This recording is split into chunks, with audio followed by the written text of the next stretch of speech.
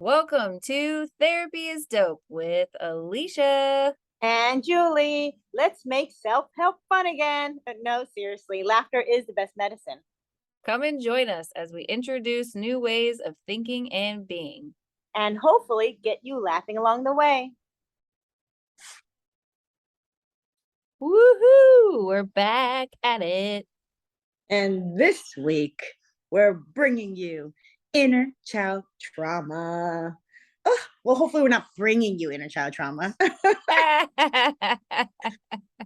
We'll be talking about it and the way that personally how I healed from a lot of my trauma was through this method. So I really want to share this. And and and honestly, everyone sucks at doing this in the beginning. Okay, so don't think you're going to be an expert at like, oh, it's only I'm only going to do this once or whatever. It's basically writing letters back and forth from your perceived inner child to your perceived adult self. I love it. And in those letters, they just suck in the beginning. You're going to be like, hello, adult Julie. This shit is retarded. I think this sounds stupid and I don't want to say these things anymore. And then you're going to be like, I don't even know why I'm doing this. And then you're going to write that over and over and over again. And at some point, it's going to be like, oh, cool. It clicks. And then you're going to be, saying all these things. So yeah, that's kind of how I did it. I don't know. What do you think? I have to agree based on what I've seen with people that initially when they try to write a letter to themselves or sometimes to anyone, which by the way, writing letters is very therapeutic. They will suck in the beginning and their letters don't say a whole lot. And then I'm like, okay, we're gonna need to redo this and we're gonna need to dig a little deeper. And yeah, it's after a few tries that we are able to finally like get the flow going. I think Yeah. it's hard to get in touch with your emotions. It's hard to get in touch with your inner child. And sometimes it's even hard to be the adult Uh-huh. in the situation. Yeah. So, well, I'm going to explain to you what my strategy was and what I ended up doing. And you could say, hey, that's really good. Hey, that's not so good. Why don't you try this or whatever, right? So I'm going to give you my strategy, what I did, and then you could correct it and say, if you did this, it would have been faster. Or you've been like, well, everybody has different ways. Don't you're going to be the non-judging Alicia that loves everything that said, no, keep going, girl. Okay. So step one, I was like, okay, how am I gonna start this? So I started from my adult Julie to my baby Julie, I guess. And I thought about time that I was really sad or scared or some time that I had a little bit of trauma. Right. So I went to that age. And at that time it was 6 years old to me. So I went to 6-year-old Julie, and then I started with dear, and then the adjective of 6-year-old Julie was something sweet, was dear my sweet 6-year-old Julie, or dear my lovely, my little baby, my blah, something endearing, because it makes us kind of connected in that way. It makes it soften the blow when you're trying to talk about things. So I started, dear my sweet little 6-year-old Julie. Then for some reason I automatically started apologizing. I said, I'm sorry, I wasn't, I wasn't really there for you, or I wish you knew that everything was going to be okay, or I wish you knew it wasn't your fault. And then I kind of elaborated, yeah, and said, when those things happened to you, it had nothing to do with you. You were in a bad place at a bad time, and then you took those situations and you kind of made it your own, but it wasn't your problem. It was somebody else's, and they're trying to express in the best way possible at their time of their life, and unfortunately that hurt you. And I just wrote, this is really sad writing this. Then I was just like saying all these things that were just really sad, and I started crying a lot. Beautiful. Yeah, it was like, oh my God. Then at the same time, I wanted, because of immediate gratification, right? I needed to write the letter back to me at that moment. So I wrote back, hi, adult Julie. And for some crazy. I did not even expect this to happen. I was yelling at my adult self. Like, you weren't there for me. You are Oh, such a piece of shit. Like, if you believed in me, if you really were there for me, then you would have done these things. You would have stood up for me. You would have reminded me I was not alone. You made me feel like I didn't matter. And there was a lot more anger. Then I had to continue the conversation, go back and go, I had no idea. Now I have no idea. I thought that me coming down and hugging you and getting to your level and whatever would be okay. And then you kind of sounds schizophrenic, right? Because you're like, I'm just talking to myself back and forth, but you're talking to versions of yourself and giving them a voice. You're giving your inner child a voice so that she could actually express all that anger, all that frustration, all that sadness that they've been bottled up. And I've only did this maybe a year or two ago. So she was bottled up inside of me for 36 years. oh. And then I finally was able to release all of that, all the stuff that I never even thought I was feeling. I didn't think I was an angry person. And Alicia, you know me for a few years already after that, before that, but I never came off as a super angry person, or I didn't think I did. But No, not at all. Angry is not a word I would use to describe you. and in that situation, in that version of myself, I was super angry, and I had to get through that. And now me and my inner child get along very well. That's awesome. You said different versions of ourselves, and I guess the way that I would think about it is that we have many different parts of ourselves. And we have the inner child, but we have other parts of ourselves too. And I think we talked about that a little bit in one of the podcasts, because I mentioned that documentary with Jonah Hill's therapist, and he was Oh yeah. saying there's a part X that he calls, like, basically the depressed inner critic, you could say. So I think that it's very good to identify the different parts of ourselves and know where things are coming from. And more importantly, I think it's absolutely beautiful and so important for us to feel the emotions and express the emotions that we've stuffed or ignored or not given a voice to. Yeah, I think that's so important. I didn't realize I don't know. I just still to this day I'm like, wow, I can't believe that that inner X or something, right? Whatever he said. Like, it really exists. And people are like, no, I know I'm authentically me. Of course I'm me, or I know who I am. And sometimes you have no idea. It's like, that's not you. It never was you. Or maybe it was you. It was this fake you for so long. You started believing that this fake you exists. So the inner child trauma exercise that you were talking about, something that I did in graduate school that was also surprisingly emotional for me was that we had to write with our left hand and then write with our right hand. So with our right hand, we were a nurturing, loving, supportive, non-judgmental person. And with your left hand, you're you. So I led with, how are you doing? And then I just started crying. And I was like, where is this coming from? And like, you're writing with your left hand. So it's really frustrating and like it's hard. So you want to like be as brief as possible. Oh, that's true. That's a good point. Yeah. And it takes a long time. So you're like, it takes a while to get out what you need to get out. And Imagine writing the word frustrating. Do you know how many letters are in frustrating from yes. your left hand?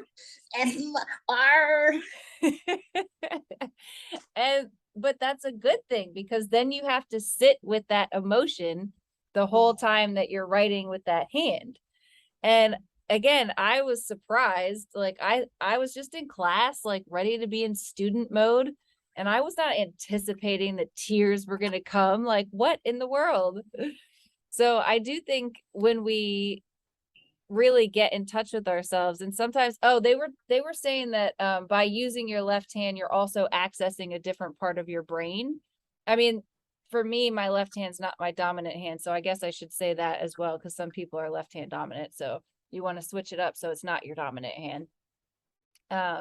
So you're accessing a different part of your brain, so they say. um But when you do that kind of exercise and you shift your perspective and you think about it from a different stance, a lot of times we do discover a corner of our lives that we maybe had stuffed some emotions that we didn't realize. So my question to you is, when you're writing with your right hand and you wrote, "How are you?" Did tears start right away, or were you like a few sentences in and you said that briefly for the podcast? But I'm pretty sure they started right away because I remember being like, what the fuck? Why am I, where is this coming from? so what did you continue to do? I don't know if you remember this. Is this maybe 10 years ago? But what what did you discover that time? Like what were you writing about? Just that I had a lot going on at that moment and that I was kind of overwhelmed with emotions and that I was pushing them aside so that I could go to class and do my school stuff. What did your left hand sound like? Really mean and really like No, it wasn't mean. It was sad. It was sad. mm. And I I don't want to remember see what was that. going on with me at the time. I don't remember at all why I was sad. I just remember the whole experience and being like, "Oh, this emotion just came out of nowhere." Were And other there's people crying? Oh, sorry. Go ahead. I wasn't looking. I don't know. I don't know what those other people were doing. I was probably trying to hide my own tears. Oh yeah, What a yeah, that's true. weirdo. That's You don't want true. to be crying in class.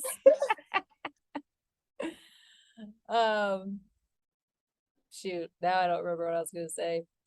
Sorry, Oh, I was my bad. going to say when I've been to therapy in the past, there's been times that I start talking about something and I start crying and I'm like, what the hell? Why am I crying right now? Like my emotions have surprised me on more than one occasion for sure. Mm, So I think, but you know what I think the common factor is?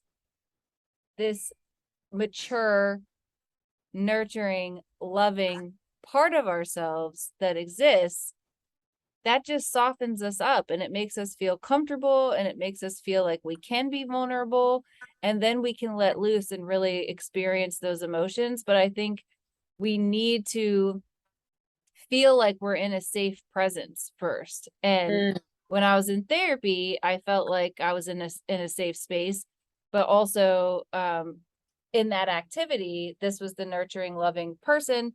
And in your activity, you were adult Julie, but you were getting down on her level and you were being sweet yeah. and you were showing her kindness. And that's what she needed. She needed a safe person that she could express that anger to. I didn't even think about that. I was giving her a safe space to come out. That's why, oh, that's why when you do these like sound baths, or you go, sometimes I go to these places, right? And it's like so frou frou. It's like sometimes it's too much, right? Like be barefoot, no underwear. You know what I mean? Like you have to like it's like it's a little bit much, right? But you go in, you go, whatever. But then those people when they talk to you and they hold their hand, I just sometimes start crying because I'm like, oh, and I guess that's the feeling of like, I feel so safe here because this person's so weird or so accepting. Weird and accepting. They're so accepting for life that you know that even if you told them, like any, like I love smelling people's feet. I could tell them anything, and they'll be like, "Wow, I love that. That makes you so unique and special." I'll be like, and having that love, I've just never experienced that growing up. I didn't have a nurturing childhood. That's the problem for most of us is that I really truly believe that most people in life at the end of if you boil everything down, all we want is to feel loved, to feel special, to feel accepted, and to feel like we belong and we are worthy. And that is all of the feelings that we get when we're with somebody who is nurturing, loving, non-judgmental, and kind. Yeah. So I think that that's the mechanism to healing is at least that's my belief system is that basically love is the healer.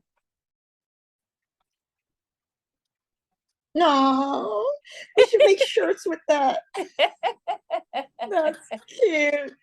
Love is It the is. healer. Come on. That's good. It's so cute. It's so cute. It's so true. I was just thinking, I have this one client, I've been seeing him for 4 years, And oh, let's see, it was 20, god damn, I don't know what year we're in.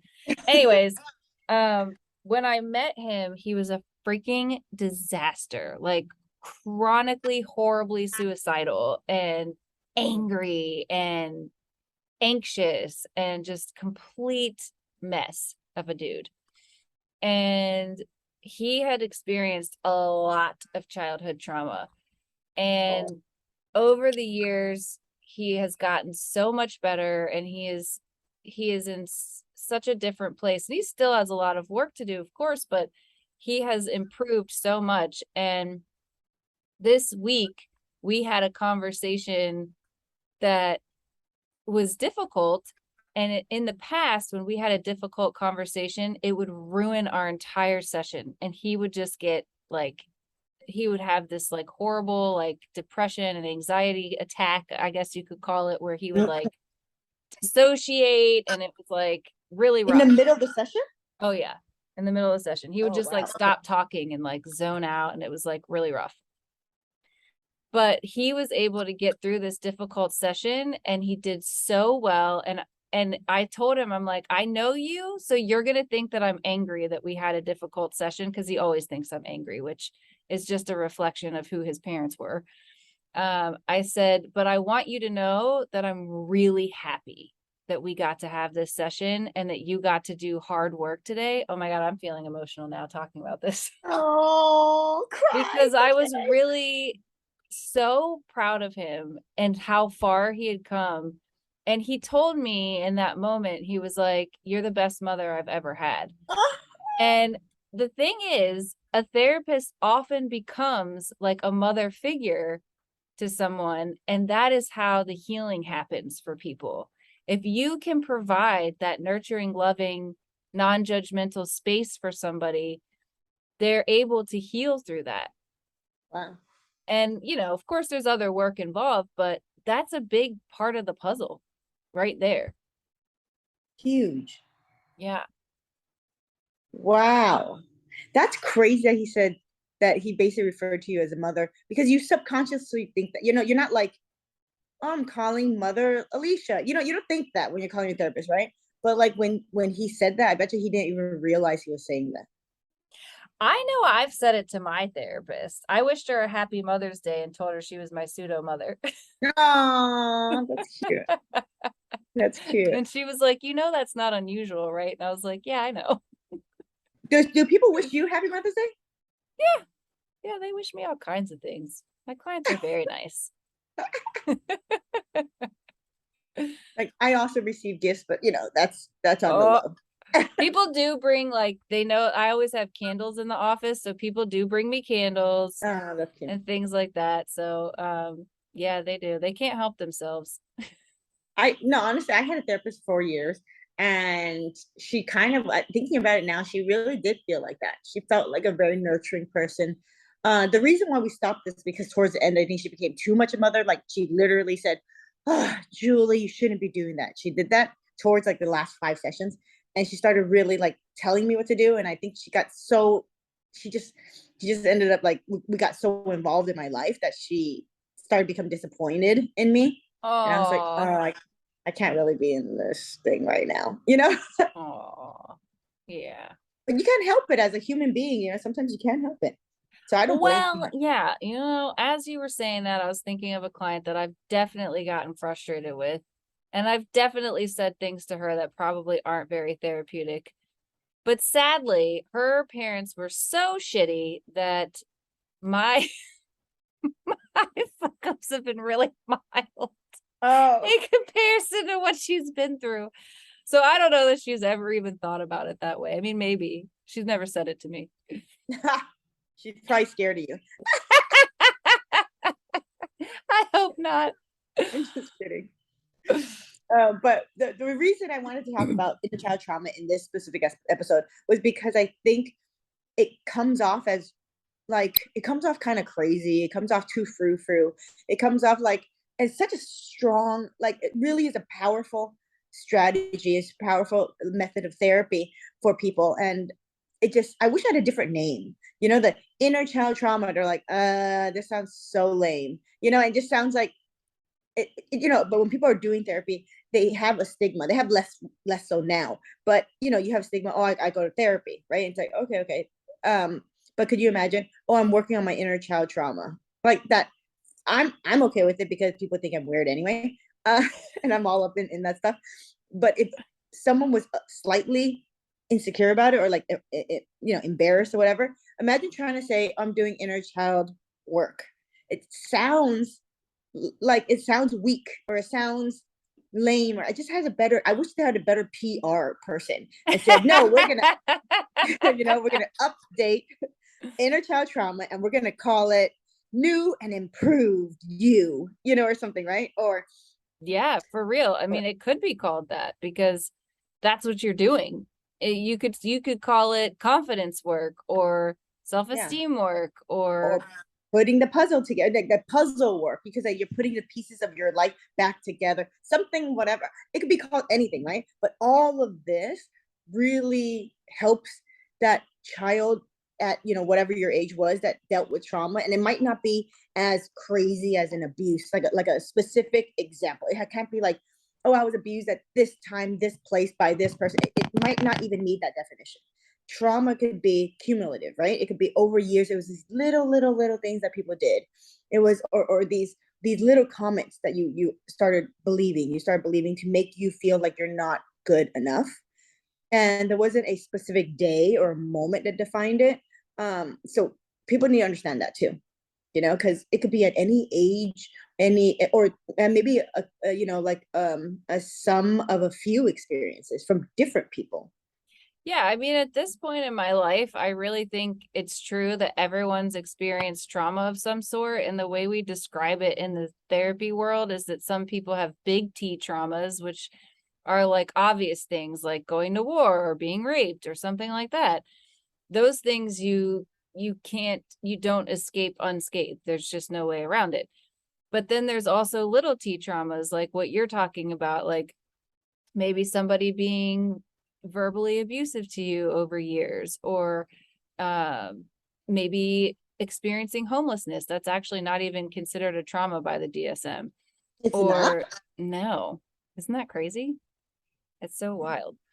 Um, or having a sibling treat you poorly, or whatever. There's many different ways that you could experience trauma, but they may not fit the classic like PTSD version of trauma, but it doesn't mean that it wasn't impactful on your life. And if that's the case, then literally everyone pretty much has experienced something like that. Like really you're an outlier if you haven't. Yeah, I absolutely. And even if people, and also I don't want people to think there's trauma comparisons. They're like, oh, but mine was a big T trauma, yours is a small T. That doesn't even, oh, you got yelled at by your little sister, oh, something, right? And that's Okay, not but people fair. do feel that way. And let me tell you, the worse someone's trauma is, sometimes the more bitter they are towards people's minor complaints. But you're right that we Oh, shouldn't compare traumas because it's all relative. It all is based on what your status quo is. So if you have these wonderful loving parents and then you have a sister who's screaming at you all the time, for you that is kind of major. Like, well, that is the worst treatment I've ever experienced. No one's yeah, ever treated me that way yeah. before. Or So even the opposite. Like, what right. if you think like, oh no, that person, oh, my boss always hugs me too long, or oh, uh, my boss always he always does things like that. Ugh, whatever. But that's, I'm like, and if I'm, and let's say you meet with somebody that didn't go through that, they're like, what? That's traumatic. Like, if that happened to me, I'll be like, what the fuck are you doing, dude? Yeah. But for her, she's like, oh, but this is the only job I could get. Or, oh, I've experienced worse, so this is nothing. So they belittle the trauma. So it's not, so I just feel like it's so crazy how some people go, oh, that's not good enough. But it's like, to who, going back to that safe space, right? You're not creating a safe space, or that person doesn't have a safe space to admit, like, hey, that doesn't make me feel good. Whether it's a big doesn't make me feel good, or a small doesn't make me feel good. period. It just doesn't make me feel good. Yeah. And you know what's interesting too about that is that sometimes when people have experienced big T traumas, it's the little T traumas that hurt them the most. So, for example, I remember this one client had like one of the worst abuse stories I've ever heard. Like her dad used to sodomize her with a broom. Like that's pretty fucked up, right? Oh, Sorry if I just traumatized you, Julie. I feel so bad for But what hurt her the most was something that her mother said to her once. And I don't even remember what it is at this point because obviously that wasn't what stood out to me. I was like, wait, that hurt you the most? And it was something, you know, probably related to her other trauma where, you know, maybe her mother denied her experience or maybe her mother, you know, told her it was her fault or something like that. It was something her mother said. Um, or maybe her mother just blew her off when she was telling her something like that, you know, but that was like the most impactful thing to her. So it was like, wow. yeah, this terrible thing is happening, but your little thing is like way worse to me than this terrible thing. Maybe, you know what? Just analyzing her, but maybe because she sees her dad as a monster, right? She's already accepted he's a monster. He can't do any better. He's a piece of shit, which he really is a piece of shit. I hope he's in jail, and I hope someone's sodomizing him right at this moment. Thank you very much. Um, but the mom was supposed to be her safe space in her head.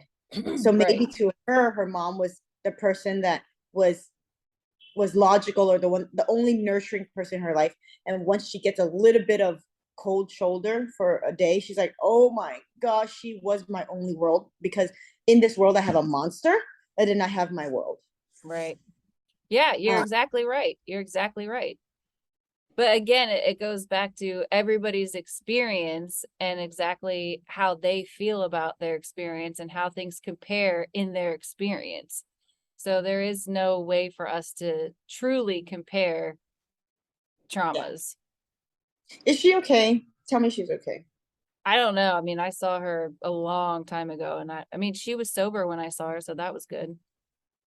Oh, Yeah. oh, I hope she's having the best time of her life and living her best life right now. She was doing really well at the time that I was working with her, and she had been through a lot, Oh, obviously. it's so crazy how people go through such terrible things in this life. It's like, what? It's unbelievable, you know? It's just, One of the saddest stories I read, I didn't even like assess this person. It was just something I was reading because I was a supervisor and I had to read everybody's stuff. And it was a little boy who his parents were neglectful and he had described that he was so hungry that he would tried to catch a rat so that he could eat it. And he wasn't able to catch the rat, but like that's how hungry he got. And I was like, that is the saddest thing I have ever heard. What is how old happening was out here? he? I don't know. I have no idea. I don't remember the details, but yeah, there's a lot of sadness in this world. There's a lot of darkness. There's a lot of sadness, which is why we all experience pain. That's why nobody escapes it. And I think we said in our narcissistic episode that most people encounter a narcissist at some point. Like we don't escape suffering in this life. There's a lot of sad, terrible stuff that goes on. And you know, that's in this country. We're not even talking about what people experience in other Yeah, countries. war-torn countries where situations. I know my aunt, well, I call her my auntie. We're not blood related, but my auntie, she saw her brother get beheaded in a war. Wow. Yeah, she was in the she was in Cambodia, and it was during that time, you know, that war. And it's still a sad country, you know, because it just, there's so much of that, and it was so violent and it was so sad. And she lost relatives from being, when they basically just starved to death. Oh my God. I know. So then, okay, so then this is what my inner child trauma says. When I was hearing about all those things, and hearing about, you know, all these crazy stories, and yes, I was sexually molested, you know, throughout my childhood and whatnot. But I always go back to, uh, why am I even complaining? I never had to do that. I was what so I did so my advice to other people was basically me being a hypocrite, but for a long time my voice was telling myself I was comparing traumas. It's not as bad as that. My experience wasn't that bad, so why am I complaining? Keep going, Julie. Stop being so weak. Wow. Yeah, it was a lot of that. We do invalidate our own feelings when we do that, and that is not okay for us to do. Yes, it is good for us to say to ourselves, well, I'm glad I'm not experiencing that. I'm lucky that I didn't have to experience that. But it doesn't mean that what you've experienced isn't significant or impactful. Yeah. And we're allowed to have our feelings. And that's something that I tell my clients all the time, because people always apologize when they cry. They'll start crying in session and then be like, sorry. And I'm like, why are you sorry? Why are you sorry for having emotions? You're allowed to experience, this is the place to experience your emotions. And people still feel bad Yeah. experiencing their emotions in front of another person. We're just taught to be strong all the time, right? Get it together, put a lid on it, right? It's like, man, I just, why not? Why can't we celebrate tears? Why can't we celebrate things and you know, and just make, I feel like I'm like, oh, there's so much sadness in the world. So that's why I don't like watching the news so much. Oh, I can't watch the news. I It's too can't watch the sad. news. It's too negative. It's too much. I can't do it. Yeah, I think especially you listen to a lot of, stories that you have to empathize with, that you have to help them through. You have to make them feel special and create that space, safe space. So you're listening to all that, and then you go home, and now you have to listen to that on the news. Nah, thank you. Well, ironically, the reason that I can't watch it is because it makes me anxious. I Oh, start to think like the world's falling apart and we're all doomed. And I don't, that's not a healthy thought for me to have. So I do not engage I as a agree. result. And people go, but people say, oh, but how do you know about the news or whatever? If it's important enough, it's going to pop up somewhere. Right. And I can Google. I can Google what I need to. Yeah, it's gonna pop up. Someone's gonna tell you. Google will tell you. Someone's gonna tell you. You don't need to go and look for it. Yeah. Yeah. That is absolutely true. I'm gonna see it somewhere. Um, I remember when Russia invaded Ukraine, I opened up TikTok that morning and that was like everything that came up, Mm-hmm. which, war isn't usually on my algorithm. It's not. Nope, it's not usually part of my algorithm, but that day it was like the number one thing. So you find out eventually.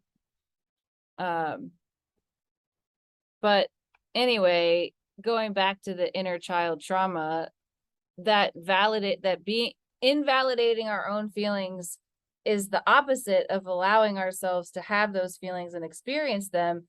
And allowing ourselves to have the feelings and experiencing them is how we heal from them. So it's kind of like what we were talking about in the grief episode, where we were saying the only way through grief is to feel it. And that's the truth for trauma as well. The only way through the trauma is to allow ourselves to have the feelings so that we can heal from them. Yeah, I absolutely agree with that, and I have a great analogy for that. So to get to get through those experiences, you can't. I see it as a really like a tunnel, right? And you see the light at the very end of the tunnel. So you can't go if you get into the earth side. You can't go around the tunnel. You can't go under a tunnel. You got to go through the tunnel. And sometimes some people's tunnels are way longer and way darker and way scarier. And some people have a shorter tunnel and they don't have to go so much or whatnot, right? So it doesn't feel as scared or whatnot.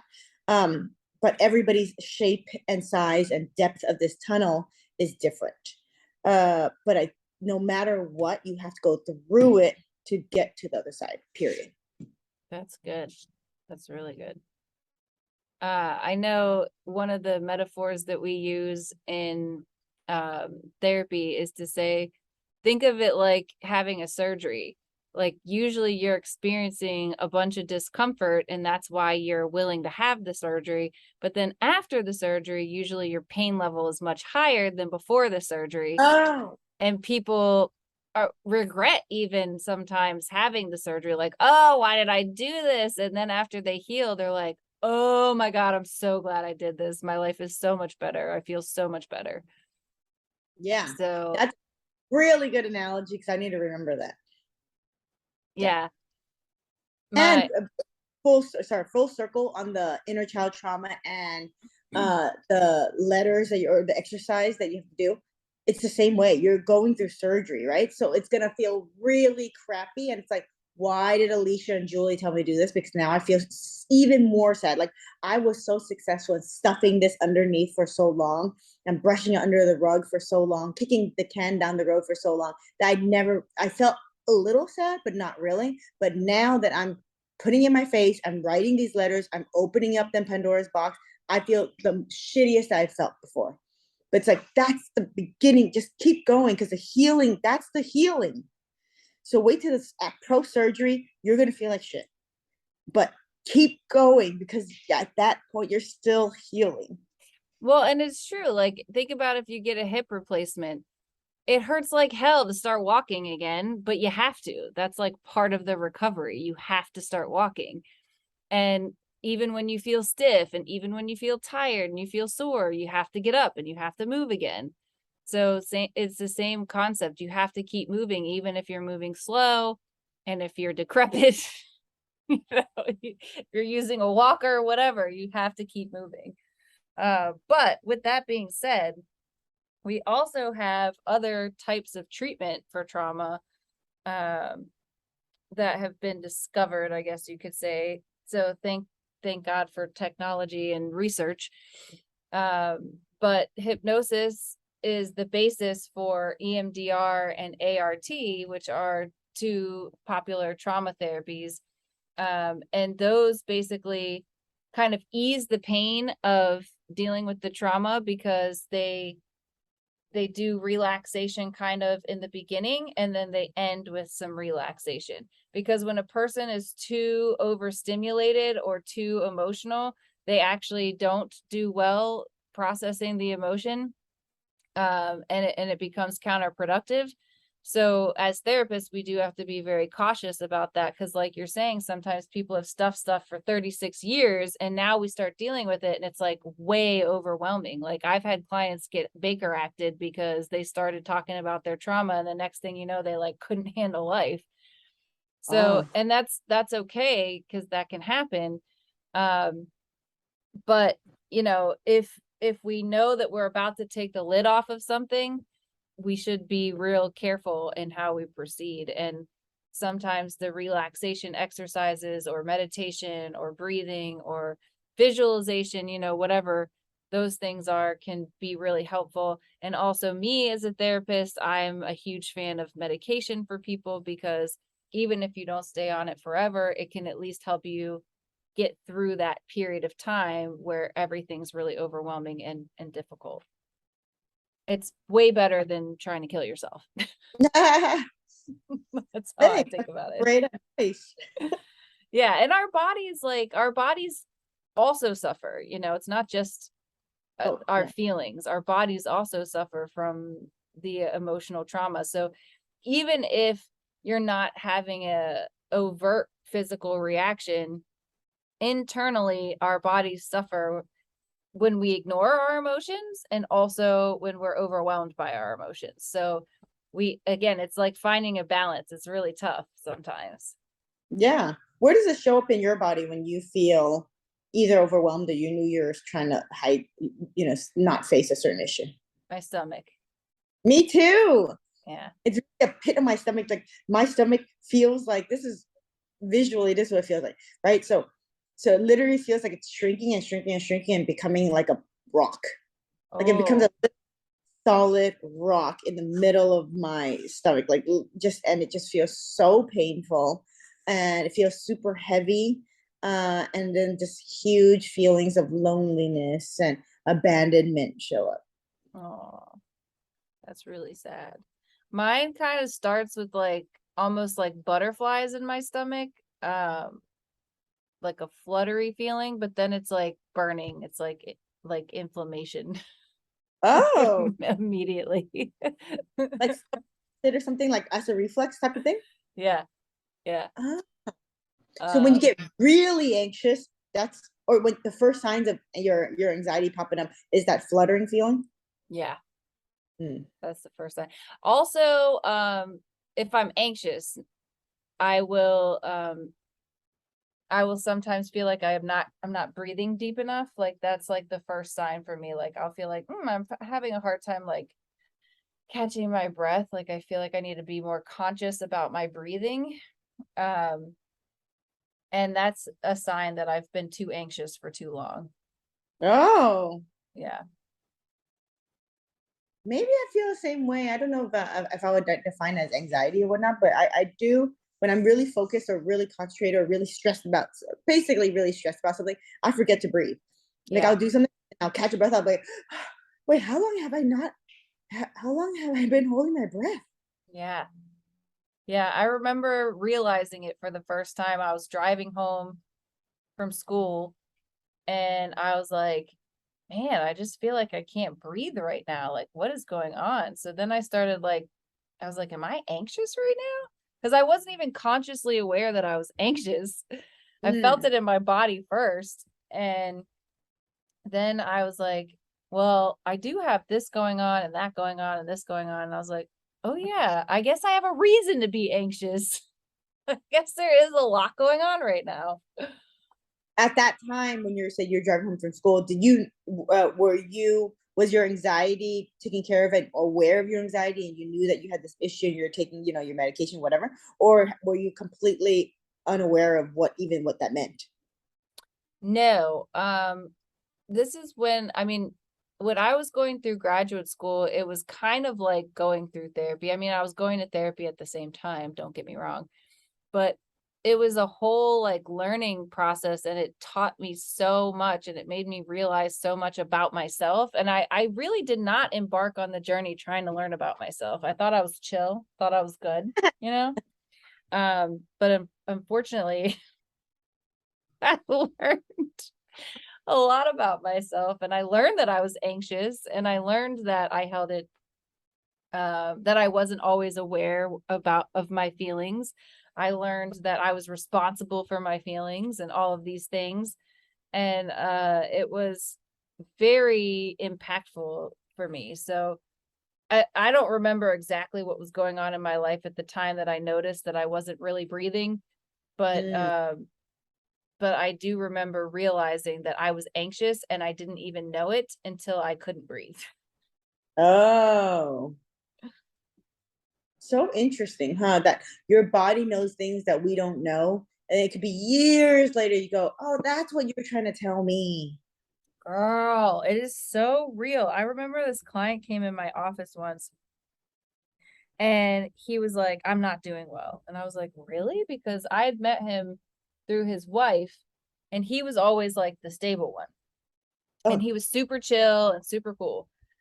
So when he was telling me he wasn't doing well, I was totally shocked. I'm like, okay, well, what's going on? And so he starts telling me that he had this job, he was high up in a company, and they restructured the organization and they were going to eliminate his department altogether. So instead of firing him, they repurposed him, but they put him on a job that he absolutely hated. And it was a complete disaster. And it wasn't in his wheelhouse of like skill set or interest, but he was getting paid the same and he was grateful to still have a job. So he was trying to make it work. But as he's telling me about it, he starts dry heaving in my office. And I was like, okay, all right, sir, you're going to have to quit this job. Like, literally, your body is telling you right now that you have to quit this job. And he was like, oh, I've been thinking about it. It's like, yeah, no, this isn't a think about it. This is like your body's telling you you need what? to. No, literally, he was like, huh, Yes, huh. I'm not even kidding. Yes. Oh my gosh. See, sometimes, and okay, perfect, perfect example of why you need to do your inner child work, because your body, like your mind and body connection, right? It's part of that. It's part of your mind connection. So your body is telling you he's dry heaving and he's still like, I was thinking about quitting. You were thinking about it, but your body's like, you better fucking do this or you're gonna die. Like you're throwing. He's so out of his mind. He can't take the anxiety. His body thinks he wants to eject something that's not in him. So his Yeah. body's physically doing something. So we all know, and we know it doesn't work, and it goes back to that inner child trauma. We know that something doesn't feel right. We get little triggers, we get little feelings, we get the butterflies in our stomach, we get that pit in our stomach, we get those feelings, and you go, I know this doesn't feel right, but I don't know what it is. And inner child work helps you pinpoint what it is. Mine was, I had a really angry, sad, lonely inner child, which I had no idea she was that angry and that sad and that alone. Because I was always, I wasn't ever married or anything. So, and I was dating a lot. And so I always said I was single. But I was so proud of being single and alone. But it's a different meaning with my inner child when that loneliness. I didn't realize I was so lonely, but I never really felt consciously lonely. Oh. Yeah. So it's just connecting your mind to mind, and that mind to body. I think everybody could feel, because let's say you eat something, you go, oh, that didn't feel right.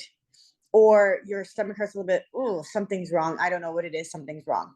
So, your mind catches up to you eventually. It goes, oh, that was what was wrong. Or like, I knew I shouldn't have eaten that. That made me, like whatever it was.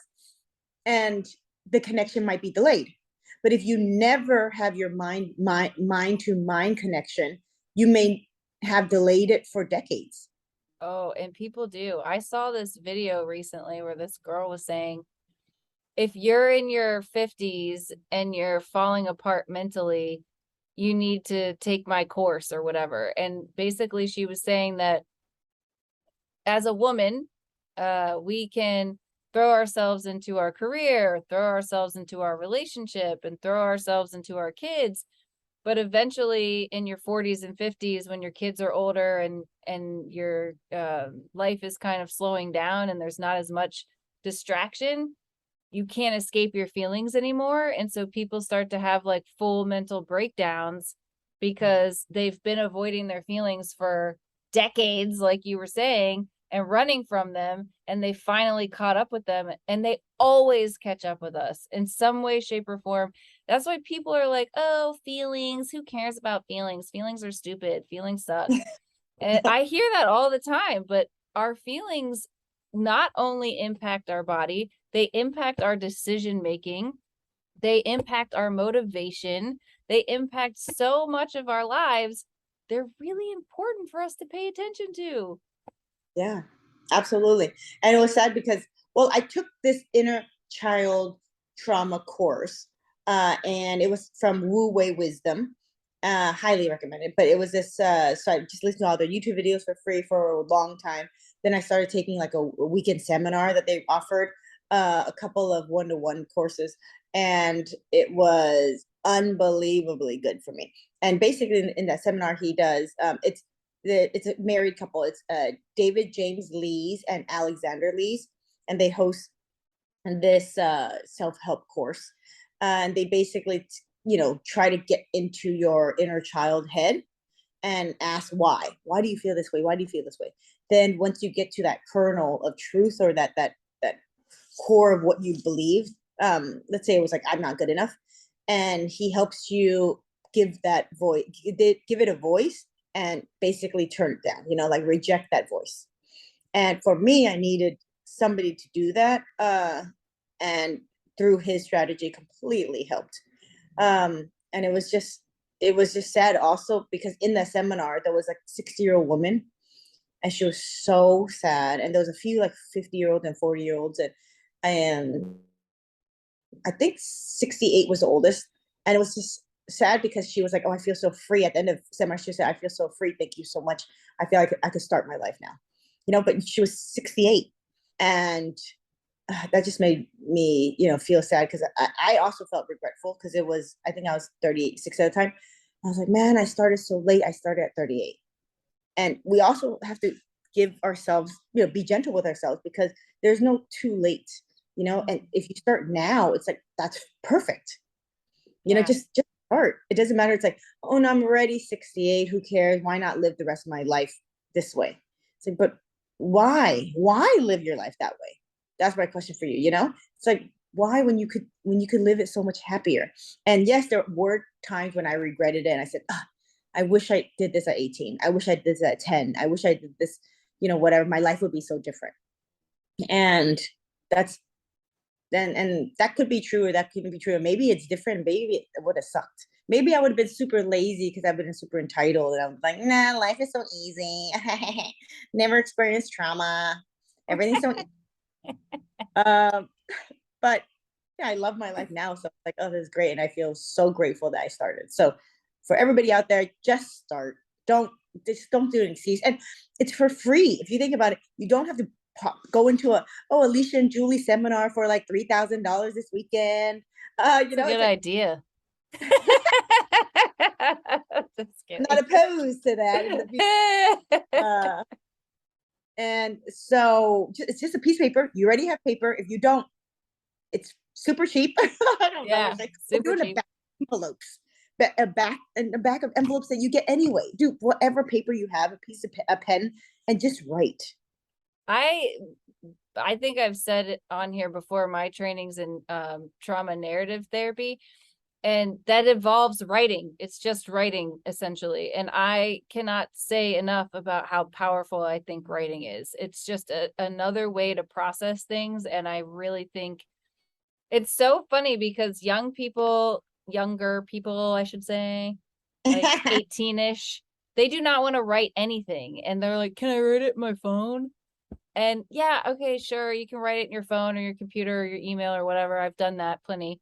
But also, there's something really extra powerful about how long it takes you to write something with your hand and the Mm, ability that you have to process the emotion because of the time you're taking to do it. I didn't think about that. I like that a lot because I just thought when I wrote, I felt like putting pen to paper. It felt like it was a connection to something. Like I could actually feel the pen touching the paper and having a release of the thoughts that were floating in the air. Like I have my kind of picture in my head is I get all these thoughts. Imagine like a million different kites, right? Some big kites, big small kites, but they're all floating from, and they're all stemming from the top of my head. So they're all like a million of them in the sky, but they're like, wrapping around each other and entangling each other and doing all this. So it ends up being this messy thing in the sky. And when I write, I'm taking one of those kites down. And then I keep writing and I'm continuing to take another kite down. So my sky seems more I love that. Yeah. You give the best analogies. I gotta say that.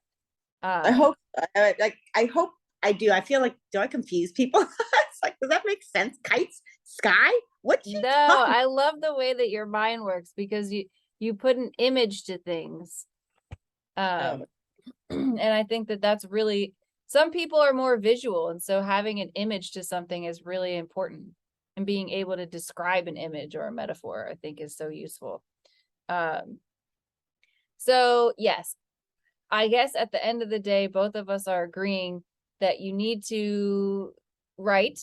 And also, if you're going to respond to yourself, which you can and it's advised, do it from a nurturing, loving, non-judgmental space. mm. If you had the nicest person in the world responding to you and you wish they would respond this way, that's how you need to respond to your letter. Would you say, on that point, would you say if I couldn't be in a place where I'm nurturing to myself, like let's say adult Julie was not nurturing, or I couldn't find, or my inner child trauma, my young Julie couldn't find the nerve to really stand up to adult Julie. Can we just write the letter to someone that we did love? like let's say if I wrote it to my mom and she was super nurturing. Absolutely. Absolutely. I love Oh, that. I tell people to do okay. that all the time. Oh, okay, okay. And that still helps with inner child trauma? Yeah, because if you're writing a letter to somebody who was nurturing and loving, it's going to be therapeutic for you. Oh. Yeah. Um, even, I mean, from the anger standpoint, I have my clients write angry letters too, because I think angry letters are a huge release. And Mm. then usually what we try to do, if we can, is write it again and write it again until we can write it without so much anger, until we can Right. write it from a calmer space. And it's really interesting to see So it right, happen. the same letter. Like, okay, let's say if in the letter I go, I'm so pissed at you because I felt like you abandoned me. I was alone and I went through this by myself. Like a little child, you let do this by herself. So basically, you write that over and over again. Well, not in the exact same words. So first you're gonna write it like, I'm so pissed at you, you're a fucking asshole, you abandoned me, you let it all out. You cuss them out, you say all the nasty thing. I hope you die, I hope you rot in hell, whatever you want to say to somebody. And then we're gonna write it again and we're gonna say, I'm still upset with you, I'm still pissed at you. But I can understand, maybe, whatever. And it's like a whole process until you get to a place when you say, when you can say, um, I still don't think what you did was right, Oh, but I forgive you, kind of thing. no. Yeah. I had a client who moved through it. Like sometimes people are very surprising. So this client's like, yeah, I think I'm still dealing with like trauma from a sexual assault that I had. And I'm like, let's write a letter to the sex offender. So she writes a letter the first time. It starts out like fuck you, and then in the end, and she gave me permission to share it. Maybe I should read it. Um, in the end, she says, "But I forgive you." And I don't Wow. and I was like, "What the hell? You moved through that in one letter. That was amazing." Wow. Sorry if I interrupted you. My jaw floor right now. Wow. That took me way longer to do. Months to get to that point. No way. It's Wow. mind-blowing. And I have another client who would write poems, and she would process so much in her poems that she was like good to go afterwards. And then she would come back to me and she was like, I don't know if I've processed all my traumas. And I'm like, go back and read your poetry books, because I'm telling you, you've done a lot of work already. That's amazing. It's really impressive. So there's a many different forms of writing that people can. And I've had kids draw me pictures. Like kids do better work with pictures than they do writing. Oh, okay. Um, but it's amazing some of the stuff they come up with in pictures. I'm like, oh my God. How so you draw a storyline in your picture? What do you do? Um, Honestly, a lot of it's just sort of happened organically. Like you tell them, like, draw a picture of your family, draw a picture of a place you feel safe, draw a picture of, Oh. um, your friends or the best day of your life or whatever. And like they'll something very open ended, and they'll draw something powerful. You're like, wow, this. I know. I feel like my majority of my childhood drawings is always a tree that has a cotton ball on the top, as the leaves. It's always these cloudy leaves, with the tree that's not on the floor. It's like in the middle of the background, right? Floating. And then you have stick figure people, and it's like your mom, dad, your kid, whatever. And then a house that's floating on top of that. Nice. I think that's all I remember. What were you, did you feel, like, were you able to go through some of your trauma as a child, or most of it was as an adult? Do you mean like, do I remember processing trauma as a child? Yeah. I don't think that I even realized that I had trauma until my 30s. Um, it's funny. I was talking to a girl today and she's like, yeah, my grandmother was a miserable person. She's like, I feel bad saying that. And I was like, oh, my grandmother was also a miserable person. I don't feel bad saying that at all. Um, But I remember like growing up, I would just say that my grandmother and my sister were crazy. That's how I described it. And, even throughout school and therapy, I never like fully identified what was going on with them. And I think that when I finally did, I was like, oh, this is like kind of narcissistic. And it literally took me, I think, until my 30s to realize what was going on with them and why they were crazy, quote unquote. Mm. So, and I love it because I ask clients, does anybody in your family have mental health issues? And historically, people don't really like to claim that they have mental health issues. So, a lot of times, families will say, no, nobody in our family has mental health issues. And I'm like, okay, but like, do you have that crazy uncle? Because Yeah, everybody has something in their yeah. family. Get out of here. And also it's because also you have to understand their generation. Not a lot of people got diagnosed with it unless they're like like schizophrenia, but like that thing.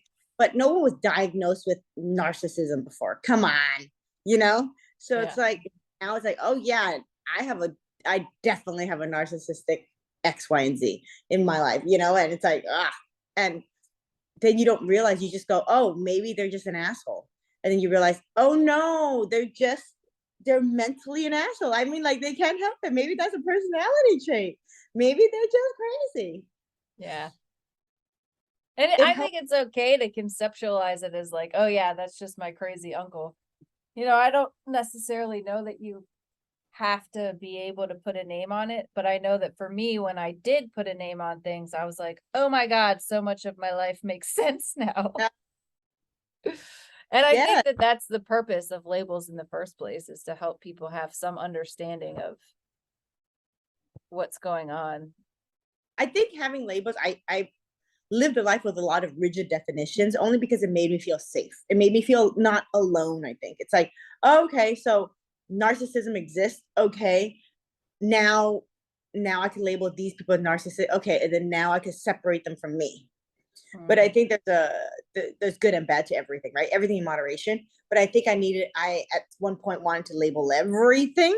Yeah. Want to be, oh, so Alicia, she's healthy and she's she gives me a safe space, so she must be this. You needed to Well, be and you can freaking label everything. That's another thing I've learned from TikTok is like so many people share their experiences of like, oh, my therapist helped me realize today that being an empathetic person is a trauma response. I'm like, Jesus Christ. Well, then you could say that everything's a trauma response. And uh technically you probably can. and honestly, I think everything is a trauma response, and it goes back to the little things like the first time everyone touched fire or got burned.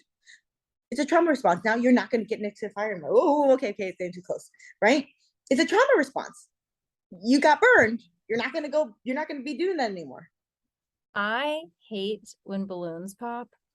It scares the shit out of me, and it It's a, has since I was a little kid, and I remember specifically, I don't know how old I was very little, going to a birthday party, and they had a room full of balloons, and everybody was popping them, and I was, like, crying, and it was horrible, and to this day, I do not like when balloons pop, and my kids think it's so funny, like, they don't have that fear. Thank God they didn't inherit it, but I literally get, like, upset, like, I, like, don't like it. I didn't know that. Now it makes sense because I think we had a couple balloons when I was visiting you one time. Like I was at your house, and I think there was. Did you guys go to a party or something? Somebody popped something, and you went, "Hey, you stop that right now!" Yeah, And I don't like it. that is funny. I didn't know that till now. Okay. I will take the balloons and cut them and throw them away. And my kids are like, "What happened to the balloon?"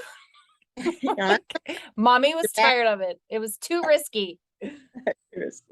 but the other, so going back to trauma responses, and I feel like that's why um, inner child work is so important, because when we are trying to get to those trauma responses, you're going to realize how some of them are healthy and some of them are unhealthy, right? Some of them help you and some of them hurt you. So Yeah. you need to understand why you're responding to that and what it is you're responding to. Like, what's the trigger? and I know the Wu Wei Wisdom, David Lee Jones, David Lee Jones. He did not run that seminar. It was David James Lee's, and he had a great analogy. He said, "I hate when people say, 'Oh, that person triggered me,' or 'that was a trigger.'" He said, "Think about trigger as in the gun. You gave a gun to somebody else, and they put their finger on the trigger, pointing it at you. So you gave them the gun. You know, so Mm. you need to think about what is the gun? Like, is the gun that experience when you were 6 years old? Was that gun the time you went to work and that person did this? And was the gun this? Figure Yeah. out what it is, identify what it is, and tell yourself a different story instead of giving the gun to a bunch of people." Oh, that's good. I love that. Yeah, right? That is good. Yes, because we do. And then it's honestly, being totally honest, I would rather blame other people. I would rather other people be responsible for my shit, but unfortunately, it always comes back to us, always. And it is good for us to know, where does that come from? What is Yeah. this about for me? So much easier blaming other people. Oh my God, Yes, that would be. it's fun. I And could even the go on small, for hours about how Sebastian's just kidding. go Everything's his on, fault for sure. go on. Yeah, he is to blame. Yep. No, that's the same with me. I feel like I've done it when I was young so much, right? And just everything. It was my mom's fault at this time, my dad's fault, my sister's fault, my best friend, my teacher's fault. I turned in homework, but she didn't explain things correctly. It's my teacher's fault because he didn't tell me something. It's like, you were told that, it's the bank's fault. I paid my credit card late because they don't choose they choose such a weird day. It's the 13th. Why can't it be the first? And I would have remembered. You know, it's like the students, like, just stop. Yes. Yeah. Oh my goodness. So, guys, we're shifting into another subject here. So, we're going to have to pull back the reins and close it up shop for everybody. Bottom line is, we all have trauma and we can work on it by ourselves if we want to. One safety caveat that I will just throw out there before we leave: if you start to do the work by yourself and you get too overwhelmed and you get too, shall we say, triggered, um, then you might want to call upon the professionals, because we don't want anybody dying over trying to do their inner child trauma work. Oh yeah, yeah, that's true. It is very hard. So seek help, and don't be afraid of doing that, because that they'll be so proud that you tried it. Yeah, absolutely. And then you can just ease yourself into the work, you know? Yeah. And the other thing is, I've told stories about people who've gotten over things quickly and then people who have taken longer, and everybody has a different journey through all of this. So we have to try not to be judgmental of ourselves. Some people are like, well, I've been working on this for years. How come I'm not cured already?